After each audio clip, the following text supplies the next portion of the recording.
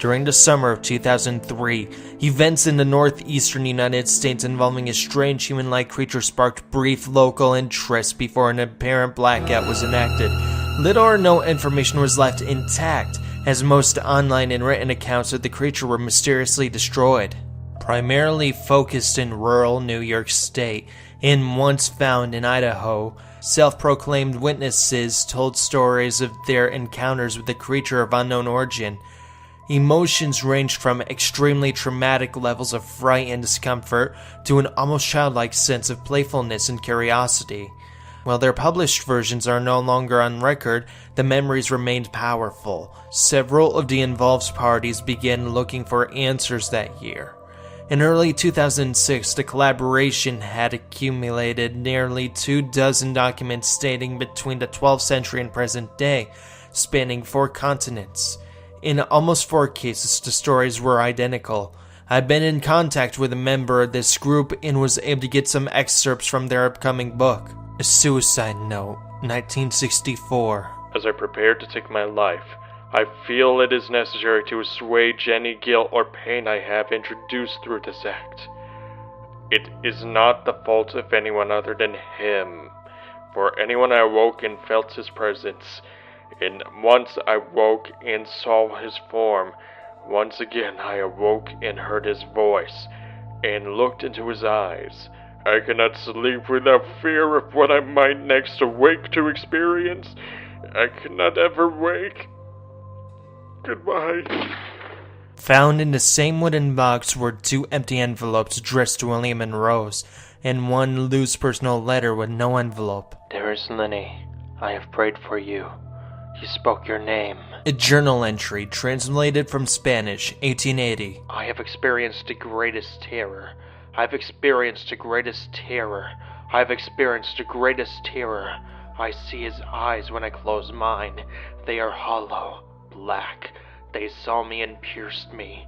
His wet hand. I will not sleep. His voice. Unintelligible text. A mariner's log, 1691. He came to me in my sleep. From the foot of my bed I felt a sensation. He took everything. We must return to England. We shall not return here again at the request of the Rake. From a witness, 2006. 3 years ago I had returned from a trip from Niagara Falls with my family for the 4th of July. We were all very exhausted after a long day of driving, so my husband and I put the kids right to bed and called it a night. At about 4 a.m. I woke up thinking my husband had gone out to use the restroom. I used the moment to steal back the sheets, only to wake him in the process. I apologized and told him I thought he got out of bed. When he turned to face me, he gasped and pulled his feet from the end of the bed so quickly his knee almost knocked me out of bed. He then grabbed me and said nothing. After adjusting to the dark for half a second, I was able to see what was causing the strange reaction. At the foot of the bed, sitting and facing away from us, there was what appeared to be a naked man, or a large hairless dog of some sort. Its body position was disturbing and unnatural, as if it had been hit by a car or something. For some reason, I was not instantly frightened by it, but more concerned as to its condition. At this point, I was somewhat under the assumption that we were supposed to help him.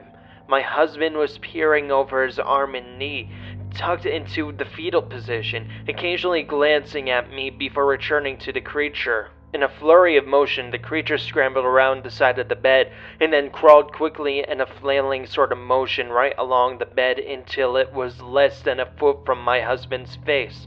The creature was completely silent for about 30 seconds, or possibly closer to 5. It just seemed like a while. Just looking at my husband, the creature then placed its hand on his knee and then ran into the hallway, leading to the kids' room. I screamed and ran for the light switch, planning to stop him before he hurt my children. When I got to the hallway, the light from the bedroom was enough to see it crouching and hunched over about 20 feet away. He turned around and looked directly at me, covered in blood. I flipped the switch on the wall and saw my daughter Clara. The creature ran down the stairs while my husband and I rushed to help our daughter. She was very badly injured and spoke only once more in her short life. She said, "He is the Rake." My husband drove his car into a lake that night while rushing our daughter to the hospital. They did not survive. Being a small town, news got around pretty quickly. The police were helpful at first, and the local newspaper took a lot of interest as well. However, the story was never published, and the local television news never followed up either.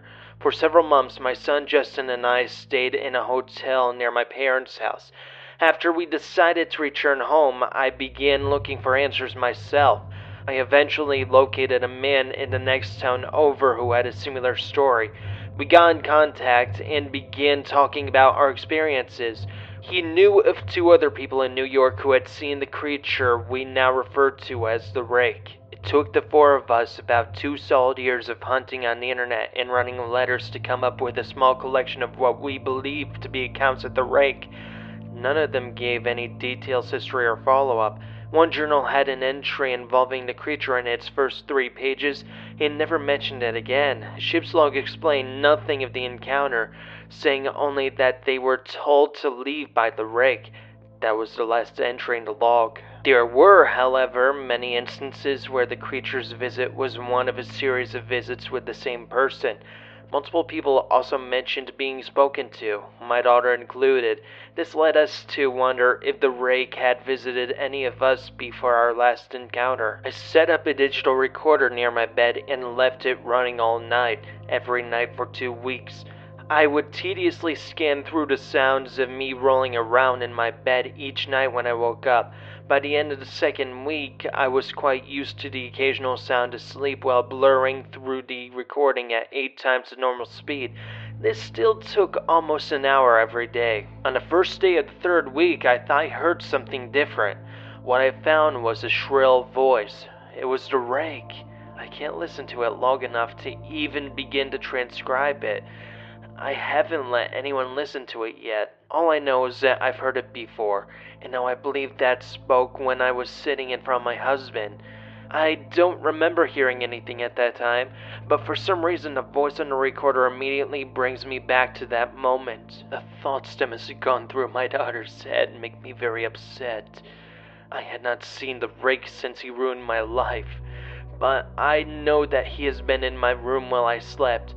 I know and feared that one night I'll wake up to see him staring at me.